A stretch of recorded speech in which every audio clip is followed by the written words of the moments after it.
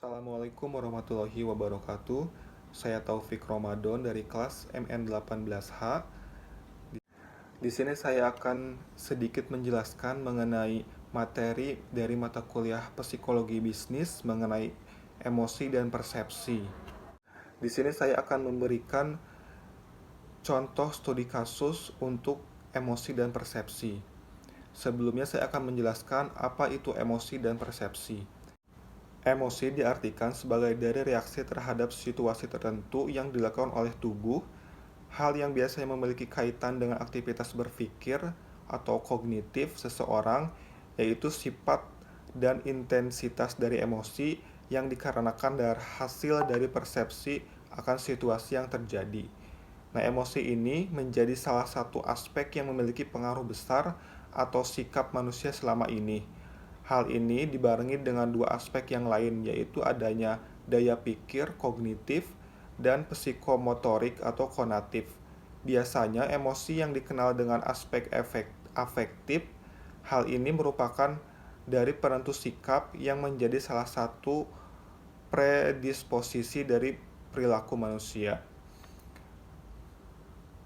Untuk selanjutnya yaitu persepsi. Menurut Kamus Besar Bahasa Indonesia, persepsi ini adalah tanggapan, penerimaan langsung dari suatu serapan atau merupakan proses seseorang mengetahui beberapa hal melalui panca inderanya. Menurut Philip Kotler, memberikan definisi persepsi sebagai proses seorang individu memilih, mengorganisasikan, dan menginterpretasikan masukan-masukan informasi untuk menciptakan gambaran yang memiliki arti. Di sini saya akan menjelaskan studi kasus mengenai gangguan emosional anak akibat tayangan misteri televisi.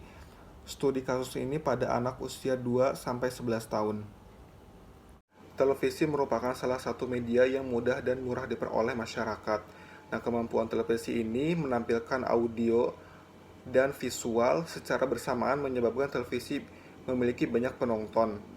Nah, selain itu, media televisi tidak mengenal batas usia, jenis kelamin, maupun status sosial seseorang, sehingga anak usia dini menjadi pemirsa yang paling rentan untuk menikmatinya. Saat ini, televisi merupakan sarana yang paling digemari dan dicari orang, karena mampu menyebarkan informasi dalam jumlah yang tak terhingga dan pada waktu yang bersamaan. Nah, untuk mendapatkan televisi, tidak lagi sesulit zaman dulu, di mana media elektronik ini adalah barang langka yang hanya dapat dimiliki oleh kalangan tertentu.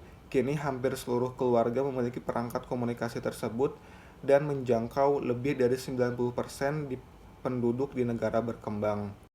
Aris Setianingsih dalam blognya memaparkan bahwa menyimpulkan TV mampu merebut 94% saluran masuknya pesan-pesan atau informasi ke dalam jiwa manusia, yaitu lewat mata dan telinga. Nah, TV juga mampu untuk membuat orang pada umumnya mengingat 50% dari apa yang mereka lihat dan dengan di layar TV, walaupun hanya sekali di tayangan. Atau secara umum, orang akan ingat 85% dari apa yang mereka lihat di TV setelah 3 jam kemudian, dan 65% setelah 3 hari kemudian. Nah, dengan demikian, anak-anak yang pada umumnya selalu meniru apa yang mereka lihat tidak menutup kemungkinan perilaku dan sikap anak tersebut akan mengikuti acara televisi yang ia tonton.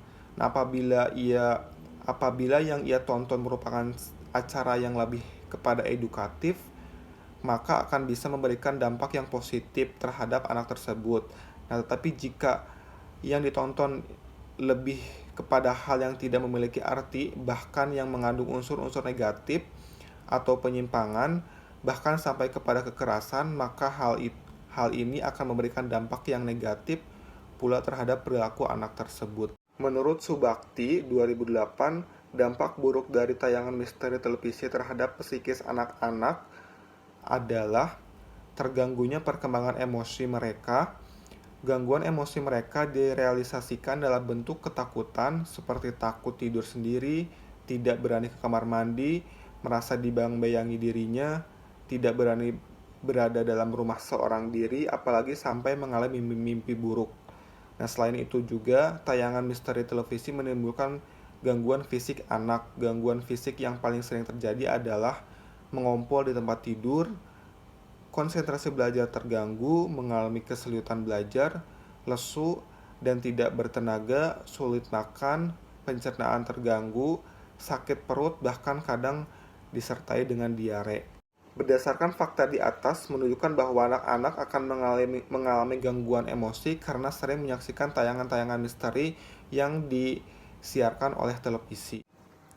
Kesimpulannya, kadar mistik yang terkandung dalam tayangan misteri yang disiarkan oleh televisi ada dua macam, yaitu tayangan yang kadar mistiknya berat, yang kedua tayangan yang kadar mistiknya ringan.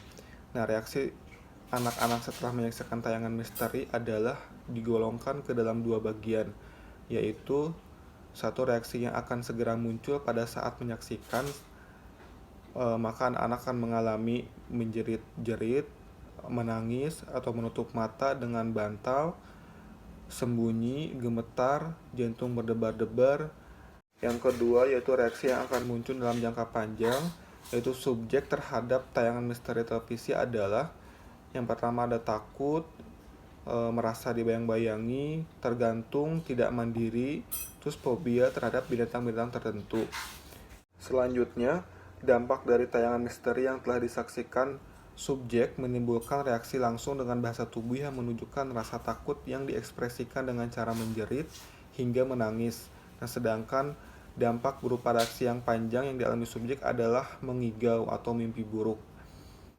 Sekian yang dapat saya sampaikan, semoga bermanfaat untuk teman-teman semua. Terima kasih. Wassalamualaikum warahmatullahi wabarakatuh.